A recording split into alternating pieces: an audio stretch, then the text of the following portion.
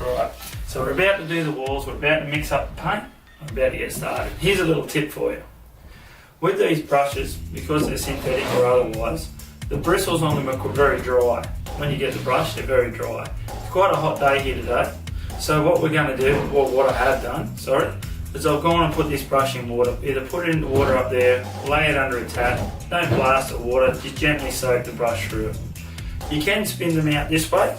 I'm only doing this inside because it's only water. You've already tapped out a bit, you can do that, but you'll start to open up your bristles.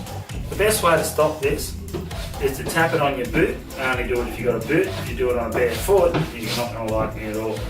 Black tail. Kick it on this timber bit here, not down here, ferrule. If you kick it down here, you'll bend all that in and your bristles will sit out like this. We don't want to do that. Make sure you kick it on the top. We've got spinners, we've seen all those, but this is very handy. It's only water, so it's not going to hurt anything. So give it a bit of a kick. Notice I'm hitting it on the top there. See a slight thing now. Now it's just damp. What this stops is it stops the paint drying straight away up in the top of the bristles. The more paint that dries in the top of that bristle, the less brush you're going to have. So say this is all hard now, you've only got a brush using this. That's not what you want, it's not going to work. You want the whole brush to work. Another quick tip with buying brushes, I like and I prefer, and the guys that work on me the same, if you flick a brush just on your hand when you're in the paint shop, it's moving but it's not moving massively. Some of the synthetic brushes, when we flick them, they whip right out and they whip around a bit and they sort of flick around a bit and they keep flicking. See, that just basically goes back straight, comes back a little bit straight. Some of them keep moving. I find that with those ones, as you're putting paint on, it just flicks paint everywhere. So as you brush on, it just flicks paint all the way down that way. You can't have too much flicks in your brush.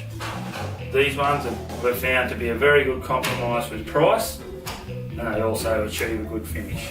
So that's why we've gone to these. Alright, I'm going to grab some paint out now. So we've washed out the roller tray, so it's nice and clean. Washed up the roller.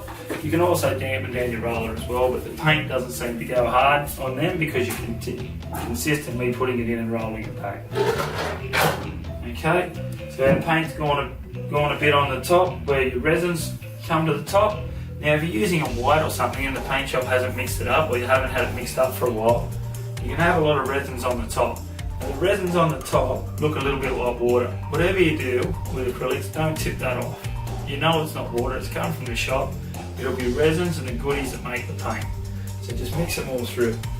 So you can use it just as a standard stirrer, piece of timber, or we use these.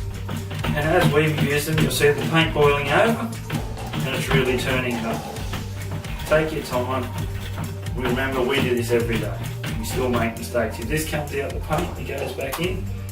You can often see apprentices rushing off, washing their face every morning. They don't appreciate it, but we appreciate the job. So we just wind that up a bit, like so. Again, once it's done, so give it a good wind. I know this was only mixed this morning. And away we'll go, we'll wipe that off again. And remembering to put it down on something that's not going to go on the floor. Don't put anything, even though you've got your sheets down, don't put it down on the floor because it will bleed through your sheets, your drop sheets. And when you pull up your sheets, you'll have a nice surprise. And we'll wipe that off as best we can. So again, if you recall, we're going to pour it in the tray first. And we always tip out of the back of the drum. And the reason we tip out the back is because when you sit this in your shed, you always want to be able to read what it is on the front later. So later on in 6 months' time, you think you'll remember, I bet you don't. You'll have 5 cans down there, you won't know what they are because you'll have painted out when you're wiping the drum. So off we go again. Make sure if you're going to tip paint, make sure you tip it. It is quite heavy out of big drums. So once we've got some out of it, it makes it easier to tip it into the pot. Away we go. Set the can out the road, and again, what we're going to do is we're going to put the lid on it, tap it down so if someone does happen to bump it, you're away. Paint's there on top, it can dry out there. Use the roller pole that we've been using all the way through. So again, all this material here apart from the paint we're reusing all the time, so we're getting a value out of our tools. We're going to put that on there, screw it up nice and tight, and put it in the paint. We're going to put it in the paint and drag it back. And you see now it doesn't want to roll.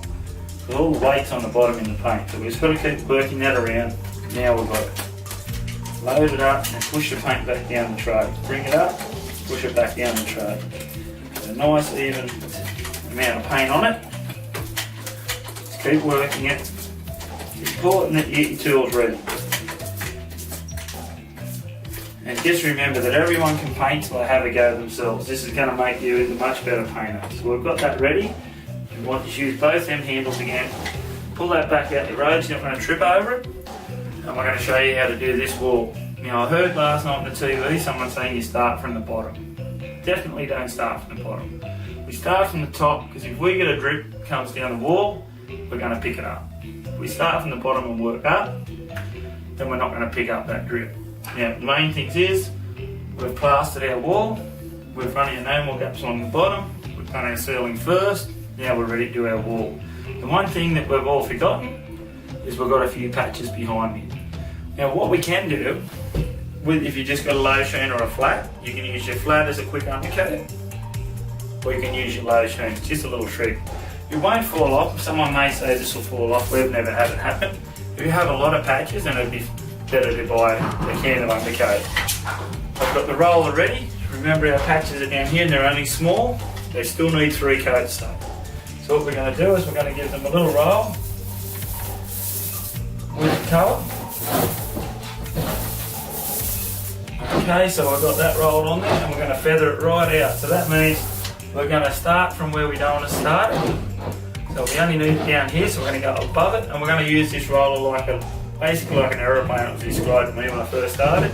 So you're going to come in the land, so you can touch it on and lift it off. And that'll give you a nice feathered approach. So you'll have more paint in the middle, less at the top, less at the bottom. Just blending it out so that when we get to roll the wall in a minute, that you will not see that patch anymore. So while that's drying, we can keep moving. We're going to keep moving and we're going to do the outside of that one wall. We're just going to start on one wall for you so we're not confusing you. I could run around the whole room, but that'll only confuse the life out of all of us. So alright, we'll reset up and we'll show you how to start cutting in the top.